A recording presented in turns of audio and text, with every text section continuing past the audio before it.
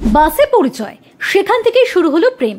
কিন্তু প্রেমিকা সেজে যুবকের সঙ্গে দেখা করতে এলেন প্রেমিকার বৌদি। প্রেমিকা ভেবে দেখা করতে যেতেই মহা সমস্যায় পড়লেন যুবক। ভরা বাজারে প্রেমিকা রূপী বৌদির কাণ্ড দেখে অবাক সকলে।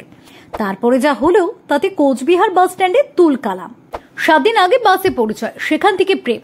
সকাল সন্ধ্যে ফোনে গল্প। প্রেমিকাকে নিয়ে পালানোর পরিকল্পনাও করে ফেলেছিলেন, কিন্তু সে আশা আর পূরণ হলো না। ফোনে কথা বলার সময় বাড়িতে ধরা পড়ে যান প্রেমিকা, তাতেই কেলেঙ্কারি কাণ্ড। প্রেমিকাকে তো পেলেনই না, উল্টে ভরা হাটে জুটল বেধড়ক মার। বৃহস্পতিবার কোচবিহার বাস স্ট্যান্ডে এ নিয়ে তুলকালাম চলে। সকাল তখন প্রায় 11টা।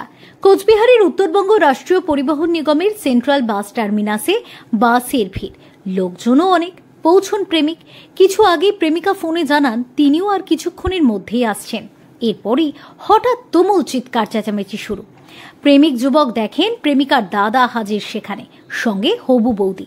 জানতে পারেন গত 2 দিন ধরে হবু বৌদি প্রেমিকার সেজে ফোনে গল্প করেছিলেন। পালানোর পরিকল্পনা ছিল আসলে একটা ফাঁদ। সেই ফাঁদ পাতেন প্রেমিকার দাদা এবং হবু বৌদি। সেখানে পৌঁছে তারাই ওই যুবককে বেধড়ক মারধর করেন বলে অভিযোগ। প্রেমিকার পরিবারের লোকজনের অভিযোগ, ওই যুবক মহিলা পাচার করেন। তাদের বাড়ির মেয়েকেও পাচার করে দেওয়ার ছক ছিল। কোচবিহারের কুশিয়ার বাড়িতে বাড়ি প্রেমিকের। দিন 7 আগে মাথা ভাঙার এক যুবতীর সঙ্গে বাসে পরিচয় হয় তার। এরই মধ্যে সে সাক্ষাৎ একেবারে মাখো মাখো প্রেমের রূপ নেয়।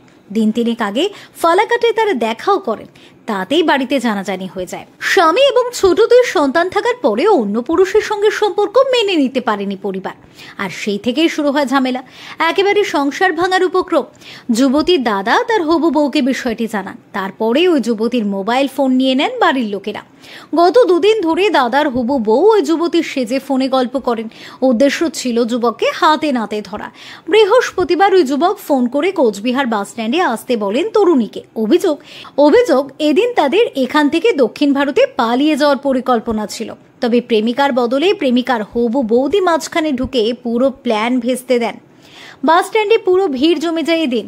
পরে বাস স্ট্যান্ডের কর্মীরা তাদের উদ্ধার করে একটি ঘরের মধ্যে আটকে রাখেন। খবর দেওয়া হয় কোতোয়ালি থানায়। পুলিশ এসে 3 জনকেই উদ্ধার করে থানায় নিয়ে যায়। ওই যুবক পাচারের চেষ্টার অভিযোগ উড়িয়ে দিয়ে জানান তিনি প্রেমিকার সঙ্গে দেখা করতে এসেছিলেন। এভাবে ষড়যন্ত্র করে যে মারধর করা হবে ভাবতেও পারেননি। ঘটনা খতিয়ে দেখছে police. Bureau report, talk to time.